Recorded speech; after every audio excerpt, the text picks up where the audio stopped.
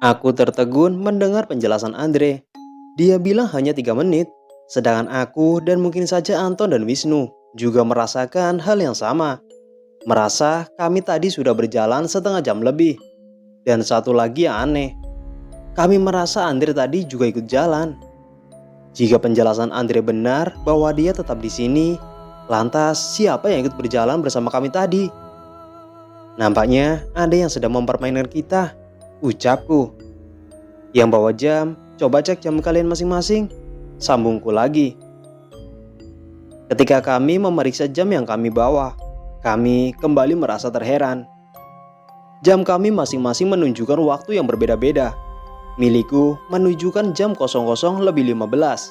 Milik Anton menunjukkan jam 03:45. Dan milik Wisnu menunjukkan jam 04:30. Sedangkan Andre tidak membawa jam.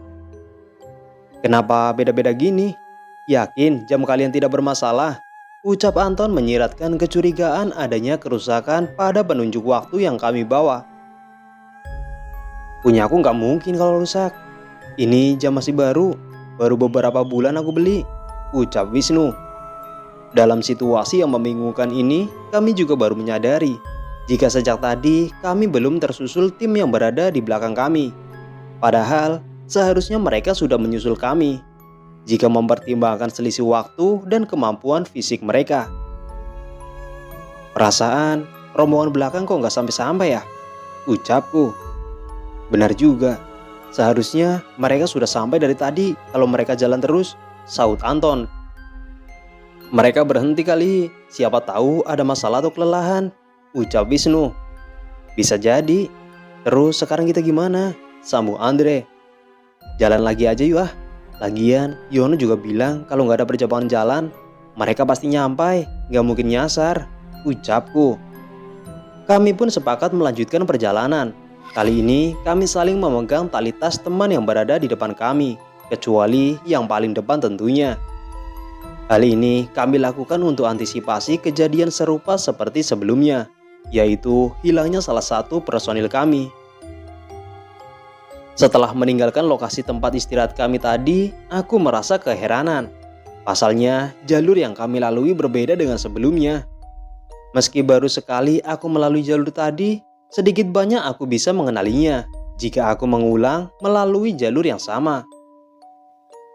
Pohon-pohon besar kini menghiasi sepanjang jalur yang kami lalui.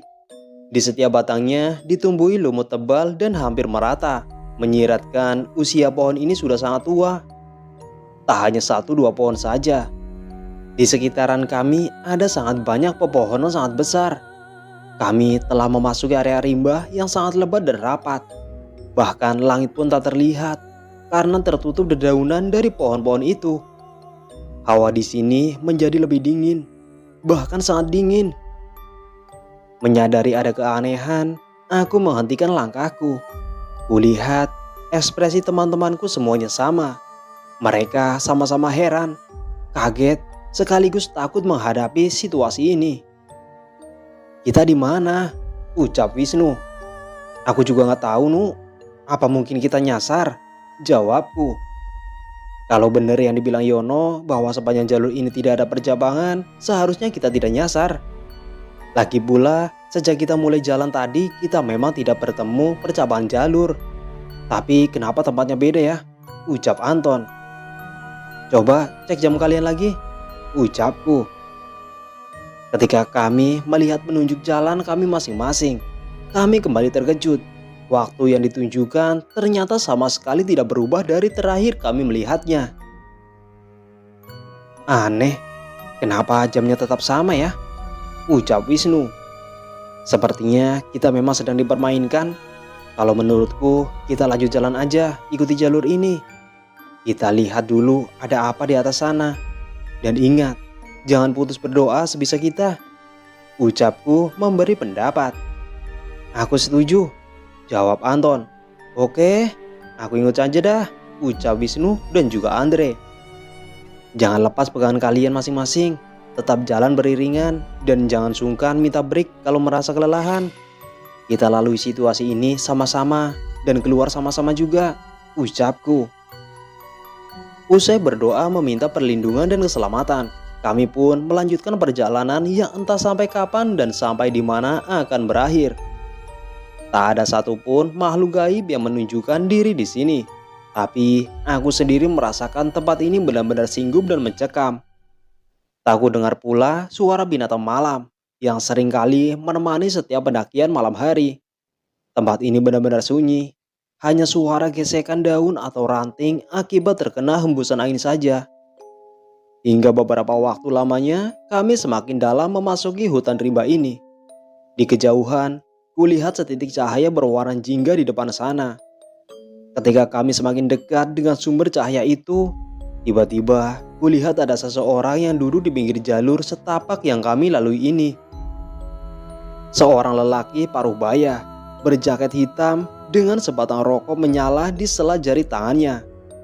Postur dan pakaiannya mirip orang yang menunjukkan jalan kepada kami ketika kami hampir nyasar di area perkebunan tadi. "Kalian mau kemana?" ucap orang itu ketika kami sampai di depannya. "Ke puncak, Pak," jawabku. "Mau ngapain ke puncak?" tanyanya lagi sedikit aneh. "Ya nggak ngapa-ngapain, Pak. Kami hanya ingin menikmati keindahan alam saja, Pak," jawabku. "Hahaha, aneh memang manusia ini. Kalian rela bercapek-capek, bahkan membahayakan nyawa hanya sekedar untuk tujuan yang tidak jelas. Belum lagi seringkali mengotori tempat yang kalian datangi," ucapnya diiringi tawa yang sedikit aneh. Kami tidak mengotori, Pak. Ya paling tidak kami berusaha tetap menjaga supaya tetap bersih," jawabku lagi. "Hahaha, aku tahu. Sudah. Ayo, kuantarkan kalian. Kalau terlalu lama di sini, kalian tidak akan bisa pulang," ucapnya lagi sekaligus membuatku terkejut. Orang itu lantas beranjak dan mulai berjalan ke atas. Awalnya aku ragu, apakah harus mengikutinya atau tidak. Aku tidak mengenalnya. Apakah aku bisa langsung percaya padanya? Tapi melihat penampilannya, dia bukan seperti orang jahat. Bahkan lebih mirip warga perkampungan di kaki gunung ini. Tapi apa yang dia lakukan di atas gunung malam-malam begini? Sendirian lagi. Berbagai pertanyaan berkecamuk di dalam kepalaku. Kulihat ketika temanku juga diam tak berkata apapun. Bisa jadi mereka memikirkan hal yang sama denganku. Atau mungkin saja mereka pasrah mengikuti alur situasi ini. Kami masih berjalan mengikuti orang misterius tadi. Hingga kami sampai di sebuah gubuk kecil dengan lampu minyak yang menyala di depannya. Nampaknya cahaya yang kulihat tadi berasal dari lampu ini. Aku sempat berhenti di depan gubuk itu. Kurasakan badanku sudah teramat letih dan ingin istirahat meski sebentar. "Jangan berhenti di sini, jalan terus," ucap orang tadi ketika aku baru hendak memasuki gubuk itu. "Tapi kami capek, Pak. Kita istirahat sebentar ya," ucapku. "Kalian mau selamanya di sini?" ucapnya tegas dan membuatku tersentak. Kami berempat saling pandang. Sepertinya kami memikirkan hal yang sama, yaitu kami belum sepenuhnya mempercayai orang itu. "Ayo jalan," ucapnya lagi. Kami seolah tidak mempunyai pilihan lain. Kalau kami tidak mengikuti orang itu, kami juga bingung dengan lokasi kami saat ini. Jadi kami memutuskan mengikuti saja. Siapa tahu memang dia hendak menunjukkan jalan kepada kami. Ketika aku hendak beranjak, sekilas aku melihat ke dalam gubuk itu dan tiba-tiba terlihat sepasang mata menyala yang menatap tajam padaku. Seketika aku tersentak dan merinding hebat. "Ayo jalan aja, jangan lama-lama di sini," ucapku kepada ketiga temanku. Kami pun lanjut mengikuti orang misterius tadi. Kami terus berjalan menembus pekatnya malam dan rimbunnya belantara ini. Belantara aneh yang tidak seperti ciri khas Gunung Sindoro. Tak satu pun kata-kata terucap dari mulut kami semua. Seolah kami dibisukan oleh suasana mencekam hutan ini. Suasana gelap, rimbun, dan sunyi. Sangat sunyi. Bahkan tak satu pun suara binatang malam terdengar. Tak kupungkiri, eksistensi makhluk gaib sangat kental di sini. Mereka seolah memperhatikan dan mengawasi kami. Beruntung tak satu pun menampakkan diri secara jelas di depan kami. Hanya kelebatan bayangan berpindah-pindah dari satu pohon ke pohon lainnya lalu menyelinap dan menghilang. Apa emang kayak gini ya jalur ini? Ucap Anton sedikit lirih di belakangku. Aku juga nggak tahu Ton. Kalau jalur Keledung kan hampir semuanya terbuka. Nggak ada pohon-pohon gede kayak gini. Jawabku. Nanti kita tanya Yono aja yang lebih tahu. Sambungku. Orang misterius yang menunjukkan jalan di depan kami juga masih terus berjalan. Dia tak sekalipun berbicara atau menoleh kepada kami. Kami yang hendak berbicara padanya pun merasa sungkan. Bahkan sekedar menanyakan namanya saja pun kami tak berani. Dia juga seolah tidak memiliki rasa lelah. Padahal medan jalur ini terus menanjak. Padahal kami yang mengikutinya sudah hampir kehabisan nafas. Kami benar-benar telah letih. Terus berjalan merayapi tanjakan demi tanjakan. Pak, tolong berhenti dulu sebentar. Kami sudah kelelahan. Ucapku memberanikan diri. Dia pun berhenti, tetap tanpa menoleh ataupun bicara. Dia tetap berdiri dan terus menatap ke depan. Merasa mendapatkan kesempatan istirahat, kami pun memanfaatkannya dengan sebaik-baiknya. Ku keluarkan botol air minum dan menenggak isinya. Lalu ku berikan kepada ketiga temanku supaya mereka ikut minum juga. Sudah, ayo jalan lagi. Jangan terlalu lama di sini. Ucapnya setelah beberapa saat tanpa menoleh kepada kami. Seolah mendapatkan instruksi dari seorang pemimpin. Kami berempat pun segera beranjak. Kami kembali berjalan mengikuti orang misterius ini. Entah sudah berapa jam kami terus menyusuri hutan ini, tapi kami belum juga sampai di tujuan kami. Seolah jalur ini tak berujung. Melihat waktu pun percuma, karena penunjuk waktu kami masih tidak berfungsi sebagaimana mestinya. Sesekali memang kami beristirahat, dan semua itu atas permintaan kami, bukan atas intrusi orang misterius itu. Dia memang seolah tidak memiliki rasa lelah sama sekali. Padahal sambil berjalan dia terus-menerus menghisap rokok. Hingga beberapa waktu kemudian, orang itu tiba-tiba berhenti di depan kami, menoleh kepada kami lalu mengatakan sesuatu. Aku hanya bisa mengantarkan kalian sampai di sini saja. Kalian lanjutkan sendiri perjalanan kalian. Ingat pesanku, jangan sekali-kali menoleh ke belakang. Jika bertemu seseorang yang menawarkan makanan, tolaklah baik-baik. Jangan sekali-kali kalian menerima bahkan memakannya.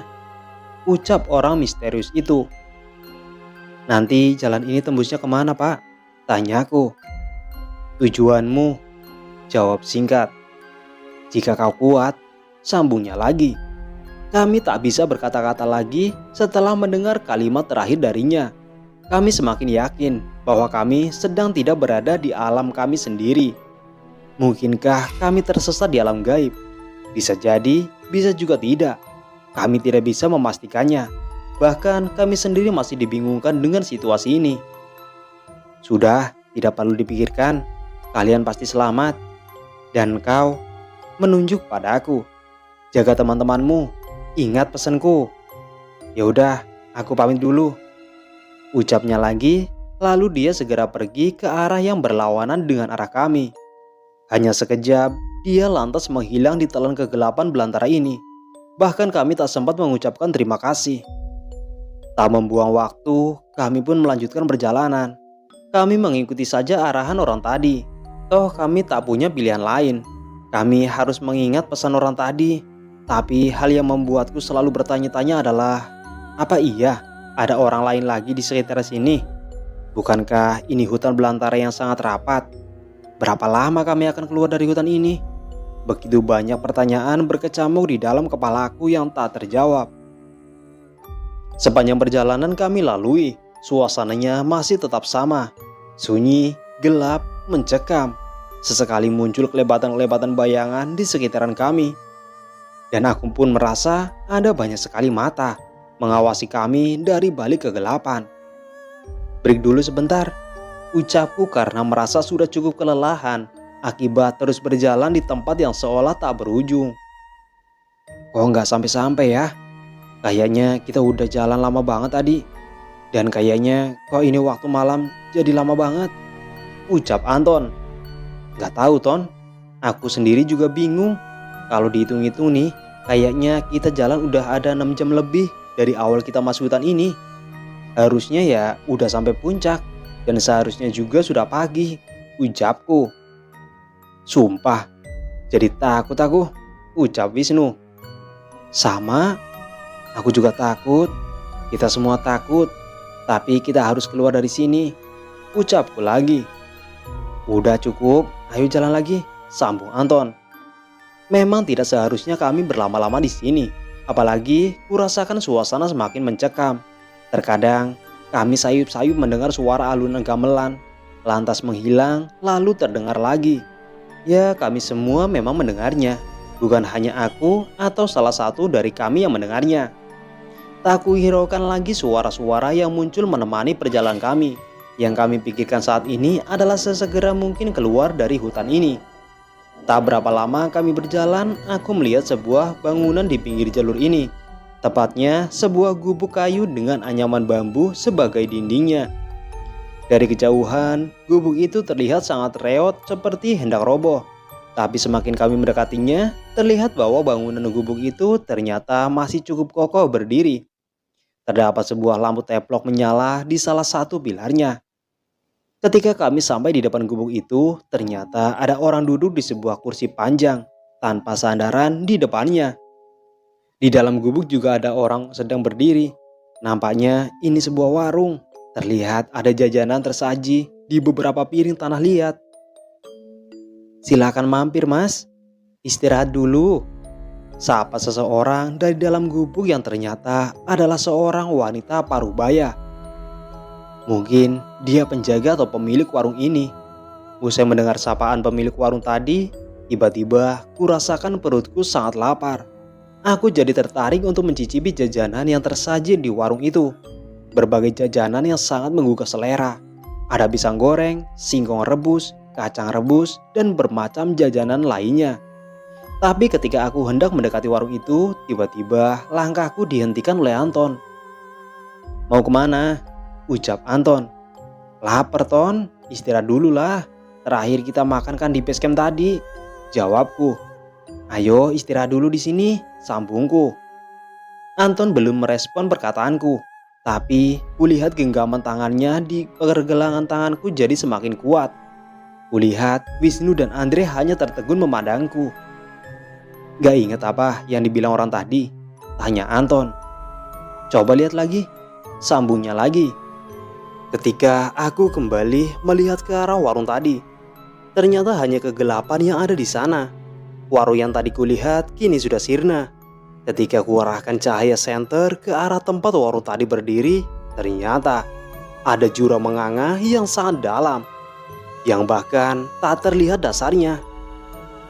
Astagfirullahaladzim, ucapku. Beruntung Anton menyadari kejanggalan tadi dan segera mencegahku mendatangi warung yang kulihat tadi. Jika tidak, mungkin saja aku sudah berakhir di dasar jurang itu. Ayo jalan lagi, ucap Anton. Kali ini gantian Anton yang memimpin di depan. Kami bertiga mengikutinya dengan tetap berpegangan pada tali ransel teman yang ada di depan kami. Kami terus berjalan menyusuri pekatnya malam dan kesunyian belantara misterius ini. Tak terhitung lagi beberapa banyak penampakan yang menyertai perjalanan kami. Tepatnya ketiga temanku yang sering melihat penampakan mereka, sedangkan aku hanya melihat bayang-bayangan sekilas yang tidak terlalu jelas. Tapi aura keberadaan mereka dapat kurasakan dengan sangat jelas dan kuat. Semakin lama hutan ini jadi semakin terbuka. Pohon-pohon besar yang tadi sangat rapat menjadi semakin jarang. Medan yang kami lalui sekarang pun menjadi semakin landai. Bukan lagi tanjakan-tanjakan curam yang menguras tenaga dan menguji kekuatan otot, paha, dan betis kami. Kami mulai memasuki hamparan padang rumput yang terlihat sangat luas. Pohon-pohon besar sudah tidak ada lagi. Di kejauhan, tepat di depan kami terlihat beberapa titik cahaya. Semakin kami mendekatinya, titik-titik cahaya itu terlihat semakin jelas dan menunjukkan bentuk yang sebenarnya. Dan itu adalah hamparan perkampungan kecil. Kami menjadi semakin heran. Apakah kami sudah sampai di perkampungan kaki gunung? Padahal seingat kami tadi berjalan terus menanjak. Tak berapa lama kami menemui persimpangan jalan. Ada dua arah di hadapan kami, dan kami harus memilih salah satunya. Satu arah di sebelah kanan terlihat sedikit terbuka seolah sering dilewati.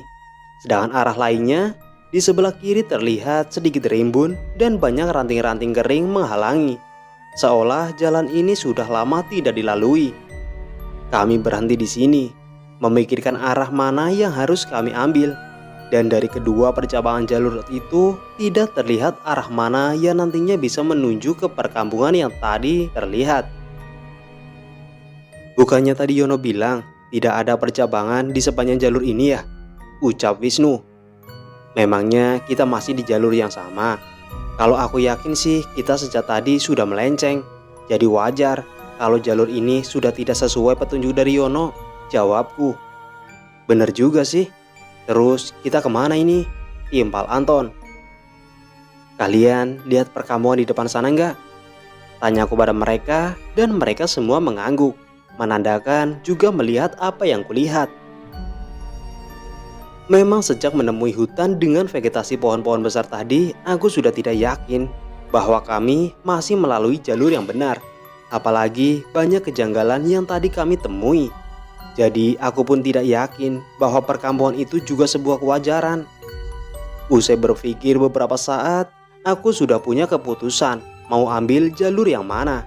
Tapi aku harus membicarakan dulu dengan mereka dan mengambil keputusan bersama. Kalau menurutku kita ambil kiri saja. Memang jalurnya terlihat seperti hampir tertutup. Tapi melihat arah kanan yang terlihat seperti mulus saja, aku takut. Ini sebuah jebakan yang memang sengaja mengarahkan kita ke sana. Bagaimana menurut kalian? Ucapku pada mereka. Aku sama-sama ragu dengan kedua jalur ini. Tapi melihat keanehan sepanjang perjalanan tadi, aku setuju denganmu, Hen. Kalian gimana? Jawab Anton. Aku ngikut aja lah mau kemana. Udah capek mikir yang aneh-aneh dari tadi. Jawab Wisnu pasrah. Sama, aku juga, saut Andre. Ya udah, kita berdoa dulu. Semoga pilihan kita tidak salah, ucapku. Usai berdoa, kami pun melanjutkan perjalanan ke arah yang kami pilih.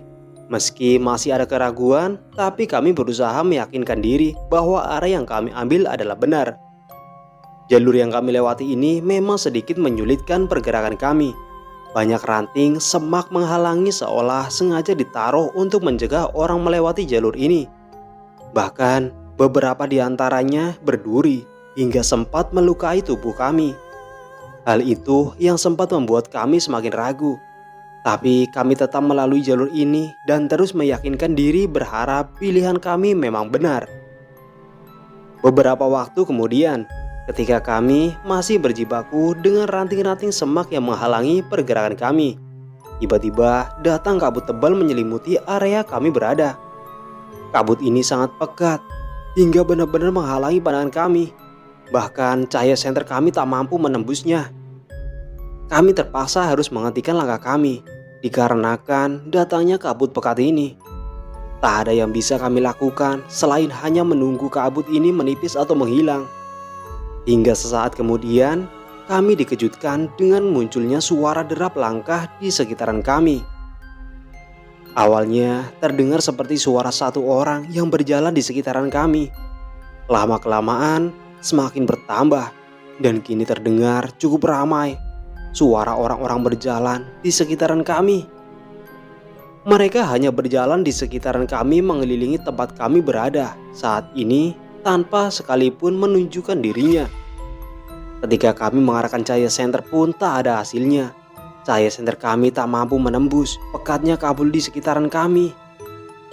Dalam himpitan rasa takut ini, kami tak mampu berbuat apapun. Semua pilihan sama-sama sulit dan beresiko. Jika kami nekat lanjut atau kabur, juga berbahaya karena kami tidak mengenal wilayah ini. Ditambah adanya kabut tebal menyelimuti, jelas akan mengacaukan kemampuan orientasi kami. Diam di tempat pun sama juga. Kami tidak tahu makhluk apa yang meneror kami dengan suara langkah mereka. Meski tidak menampakkan wujudnya, kami tetap saja khawatir akan membahayakan kami.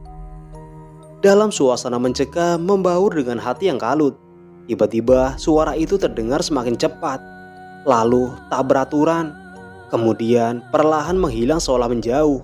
Entah apa yang terjadi.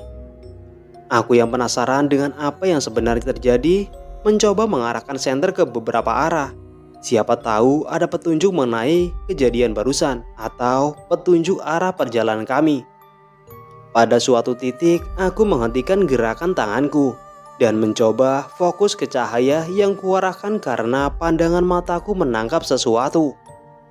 Dalam cahaya yang terbias kabut, samar kulihat seperti ada seseorang berdiri di sana. Jaraknya tidak dekat, juga tidak terlalu jauh. Dia seperti berdiri melayang karena tak kulihat kakinya menapak pada tanah ataupun batu. Aku mencoba memfokuskan pandanganku, tapi tetap saja hanya samar yang mampu kulihat. Meski begitu, aku tetap bisa mengenali bahwa itu sosok manusia, bukan bentuk makhluk yang aneh. Perlahan, kulihat tangannya bergerak ke depan lalu menuju ke arahku. Aku pun bergerak mendekatinya supaya bisa lebih jelas melihat serta memahami apa maksudnya. "Mau kemana?" ucap Anton yang menyadari gelagatku. "Itu ada orang, siapa tahu bisa nolong kita," jawabku. "Orang mana? Mana ada? Dari tadi gak ada apapun di situ," sergahnya. "Jangan aneh-aneh, bahaya," sambungnya. Aku yang tak mengindahkan peringatan Anton masih berusaha mendatangi sosok tadi. Tapi ketika kembali kuarahkan cahaya senter padanya, sosok itu telah lenyap entah kemana. Dan sejak hilangnya sosok itu, perlahan kabut itu menghilang, menyisakan halimun tipis yang tidak terlalu mengganggu jarak pandang. Aku masih bertanya-tanya dalam hati mengenai sosok itu. Tapi yang kurasakan adalah dia bukan membawa niat jahat kepada kami. Aku juga merasa dia bukan orang misterius yang sebelumnya menolong kami. Dia sosok yang berbeda. Melihat kondisi sedikit membaik, setidaknya sudah tidak ada kabut tebal yang menghalangi pandangan. Kami pun melanjutkan perjalanan lagi. Kami terus menyusuri jalanan setapak di antara semak belukar yang kadangkala batang-batang keringnya menghalangi jalan kami. Jalanan ini masih terus menanjak, meski sudah tidak seterjal sebelumnya. Sesekali masih ada beberapa penampakan penghuni gunung yang menunjukkan eksistensinya, tapi mereka sama sekali tidak mengganggu. Semakin lama semak belukar di sekitaran kami terlihat semakin rapat dan tinggi, meski sudah tidak ada lagi penghalang di sepanjang jalur ini. Hingga tak lama kami sampai di semacam terowongan yang terbentuk dari semak yang ditembus bagian tengahnya. Terowongan ini seperti berkelok karena tak terlihat ujungnya di seberang sana, mirip sebuah labirin. Meski ragu, tapi kami tetap melanjutkan perjalanan memasuki terowongan semak tersebut. Benar saja, terowongan ini berkelok dan cukup panjang. Dan yang kami takutkan adalah hadangan binatang buas di tengah-tengah terowongan ini. Kekhawatiranku semakin membuncah ketika Anton yang berada di depanku berhenti mendadak. Dia tak bicara apapun, hanya berdiri dan terus menatap ke depan. "Kenapa, Ton?" tanyaku pelan. "Ada yang menghadang," jawabnya. "Apa?" "Ada dua, makhluk besar dan seperti kakek-kakek," ucapnya. Aku memang tak melihatnya, tapi aku memang merasakan adanya perubahan aura di sini. Tandanya ada makhluk gaib di sekitaranku yang hendak berinteraksi. "Apa balik lagi aja?" ucapku lagi. "Tunggu aja bentar, siapa tahu setelah ini aman," jawab Anton. Kami pun mengikuti saran Anton. Tak ada yang kami lakukan sembari menunggu situasi ini berubah. Kami mengusir hawa dingin dan rasa takut. Aku pun membakar rokok dan menghisapnya untuk menenangkan diri. Dan ternyata ketika temanku mengikuti apa yang aku lakukan, mereka mengaku sampai lupa merokok sejak tadi gara-gara diliputi ketakutan. Setelah beberapa waktu, Anton kembali memberi isyarat bahwa situasi sudah sedikit aman. "Ayo jalan lagi, udah hilang," ucapnya. "Ya udah ayo," jawab kami serempak. Kami pun melanjutkan kembali perjalanan kami, kembali menyusuri labirin semak yang berkelok ini. Hingga suatu ketika, samar di kejauhan kami melihat cahaya terang berpendar di antara ranting dan daun semak ini. Semakin kami mendekatinya, cahaya itu terlihat semakin nyata dan terang. Hingga ketika kami sampai di kelok terakhir labirin ini, kami melihat jelas jalan keluar dengan cahaya sangat terang di luar sana. Melihat adanya cahaya, kami menjadi lebih semangat dan lebih tenang. Setidaknya nyali kami telah kembali. Ketika kami keluar, ternyata kami telah memasuki area padang Edelweiss yang sangat luas. Dan yang lebih mengejutkan adalah sekarang hari telah terang, bukan lagi malam hari. Entah kapan terjadi pergantian hari ini. Mungkin ketika kami masih di dalam labirin semak tadi. Semak tadi memang sangat rapat, jadi mungkin cahaya tak bisa menembusnya. Sehingga kami tidak menyadari bahwa matahari telah terbit dan hari telah berganti. Karena semangat kami telah kembali, maka kami segera bergerak kembali menyusuri jalanan setapak di antara pepohonan Edelweiss ini. Sekilas kulirik jam di pergelangan tanganku. Ternyata waktu telah menunjukkan jam 8 pagi. Aku baru ingat tentang kejanggalan penunjuk waktu yang kami bawa semalam. Maka aku pun menanyakan kembali kepada temanku. "Coba cek jam kalian, jam berapa sekarang?" ucapku. Mereka pun mengecek penunjuk waktu mereka, dan ajaibnya sekarang jam kami semua menunjukkan waktu yang sama.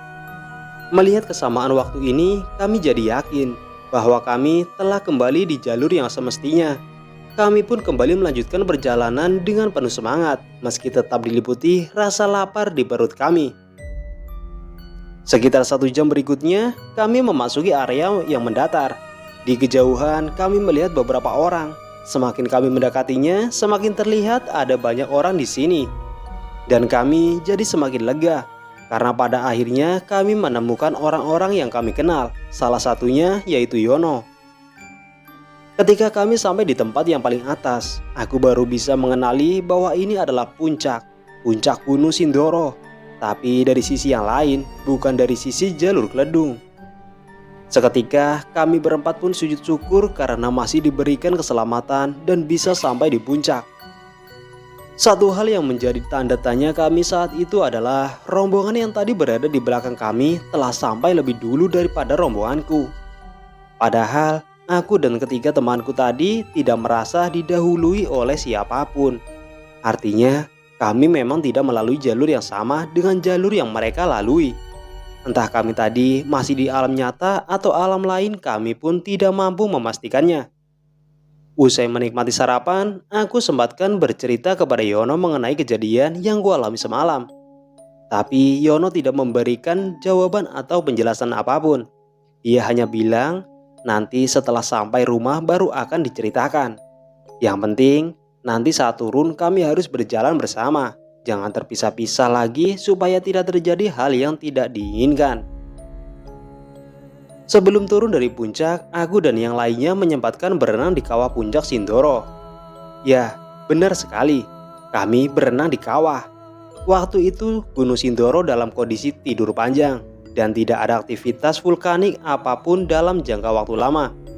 Hingga kawahnya jadi terisi air hujan yang tertampung mirip seperti danau. Dan kami bisa berenang di dalamnya. Kalau sekarang jangan harap bisa menikmati suasana yang sama, karena Gunung Sindoro sekarang telah kembali aktif menunjukkan aktivitas vulkanisnya, tepatnya sejak tahun 2011.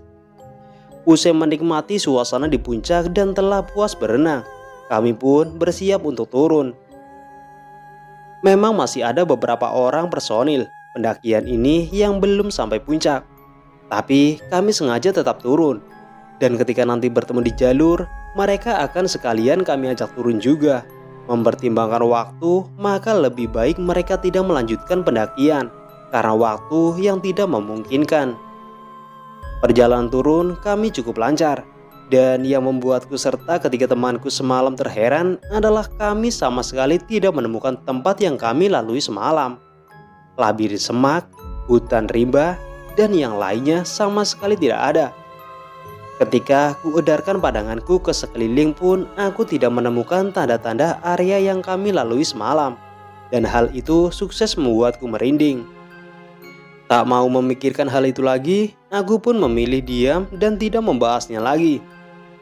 Lebih baik kami semua segera turun dan segera sampai di base camp. Di tengah perjalanan turun, kami bertemu personil lainnya yang tercecer. Mereka pun setuju ketika kami mengajak turun. Selepas maghrib, kami telah sampai di base camp. Kami pun segera membersihkan diri.